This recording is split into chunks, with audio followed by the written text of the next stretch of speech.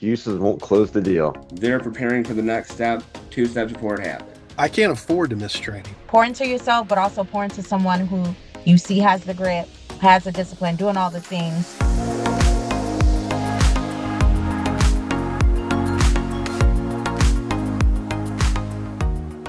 Let's talk about maybe like the just the ability to thrive in the challenging market conditions. 5 years ago, everybody with a license was doing okay.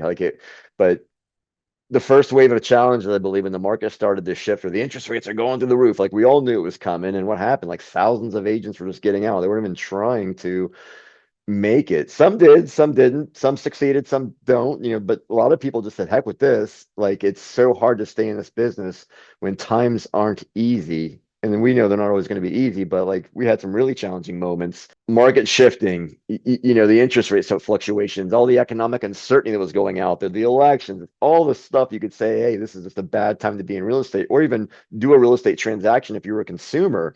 What strategies, if you guys can again all kind of chime in, did you guys that helped, any strategy specifically that helped you navigate these uncertain times, or characteristics that you have that you're really good at, that just helped you navigate why other people were leaving the industry and why you guys were finding success? Like what was that difference in all of you guys? Also, the biggest thing is just sticking with the basics, sticking with the fundamentals, Love it. stick to your routine, get up, do your calls, do your prospecting, just running the play, Every running the day? script. So we're really fortunate. Our leadership here is incredible. They are 2-3 steps ahead of what's coming next. I love to say this is all me. I'm some genius real estate messiah. I'm not. Our team is above the curve. They're preparing for the next step, 2 steps before it happens.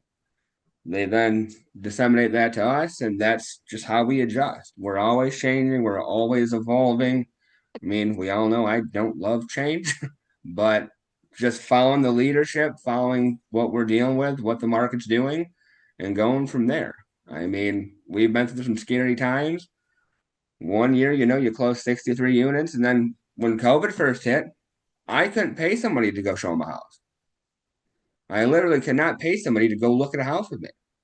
And then tensions calmed down a little bit, and we put up one of the biggest years the company's ever seen. Amen. Good stuff, my friend. Scott, what's your take? Yes. Well, I was listening to Justin, and I agree with everything he says. Something that really sticks out to me is the constant and routine training, right? And it seems Jordan is always bringing to the training a storm we're getting ready to face, right? And I have a really good example of that. When the market slowed down, right when interest rates changed, that was the first time I ever heard of closing cost credits and how to use those to get a deal all the way to closing, and how to get offers accepted. And so it's just been one storm after another. It seems like we've been prepared for. And it comes through the training. We do a lot of training. It's not mandatory, but it's encouraged. But yeah, I think that's what it is. It's the leadership, being ahead of what's going on and then bringing that to us to learn. Common theme, and it's you guys are just bringing so much good stuff. You're making me, all these things are stirring in my head. Like Yeah. it's funny when I think of the people that don't. I have this conversation up front too, with people trying to tell them what it's going to take to be successful. Because I'm blessed to be around guys like you and girls like you that do it every day. So I can say this is what works and this is what doesn't work. And one of the things I always talk about is it's amazing when I show the points and I show the leaderboard. And if you can just mimic them, copy you guys, it's really hard to fail in our model.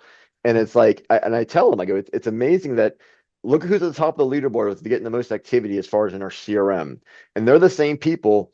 They still don't miss trainings. They're there for most of them, right? They're going to miss an occasional training, but they're usually there every morning prospecting. They're there every morning for our training. They're there for our role plays, and they still hit all their phone calls and activity. And they're busy. They're busier than anybody else because they're doing all the business. How the hell do they have the time to still do all this stuff but yet you didn't barely make you made 10 phone calls last week and you missed all the training. You wonder why it's not working because the leads Yeah. aren't good. Like it just blows my mind. So this is great to see all these common themes here. Yeah. I can't afford to miss training. Right. The fundamentals. Yeah. I mean, it's that simple, you know, Yeah. and, Keep the and it's sword sharp. quality. Yeah. It's quality. You know, like I said, I can't afford to miss it. So that's, I could take all the, oh, I train myself. I watch this and this, but nothing compares to what I learn in Yeah. trainings. It's awesome to see. Nobody's From, too cool for from school here. reservations, where did that come Right. from? Yeah, all of that. Yeah. Awesome. Amber, I And, gotta hear and your I'll take. also add that, working with the lending team I've learned so much about the financing from the real estate side that helps me, and Right. the story. So I can tell that whole story about the real Yeah. estate transaction from getting pre-qualified all the way to closing. Amen. Awesome stuff. Amber, what you got? So it took most of mine, but I will add two things that I did different, and that's pouring into yourself. So starting the day about yourself, whether or not that's workout, meditating. I work out, I hit the sauna. I know my day's gonna be long, but we're gonna get through it. So working out and having that dedication to yourself before everyone wakes up and the emails start coming in, the calls coming in. So all those things are important, but I feel like discipline before the business day starts is core. Like I gotta make sure that I'm mentally sound, emotionally sound, and yesterday it was a lefting day. So a constant reset in that regard. And then also finding a small piece of time to pour into someone else. I would call it your protege because obviously this model allows you to be very busy, but ultimately you want to delegate and elevate, right, Jordan? Yeah. So you want to pour into someone that can help us do 10, 15, 20 more transactions a year. So those two, pour into yourself, but also pour into someone who you see has the grit, has the discipline, doing all the things, just so that we can move the chain. I know I'm saying it wrong. The chains are moved in sports, right? Chains, Is that right? needles, whatever you want to Yeah, move. okay. Either way, moving something. Always moving forward. And it's like you guys just ooze our core values, and it's just so refreshing. And another thing too, like just the energy is always there. Like you guys are always bringing the right energy, and that just and sales, you have to have that piece, and some people just don't get that piece either. So it's contagious. And Jordan, what you want to contribute to some of this? What's your thoughts on all this you're hearing? I would say get up and do it. To Amber's point, you have to get up and own the AM. Your excuse doesn't matter. The client doesn't care, nor should they care. There was a call today on a deal and it's another company. It was 9:43, and it was an escalation call about a deal need to be clear to close and go there. And close today, last day of the month. And he said, I'll get to the office probably an hour and a half.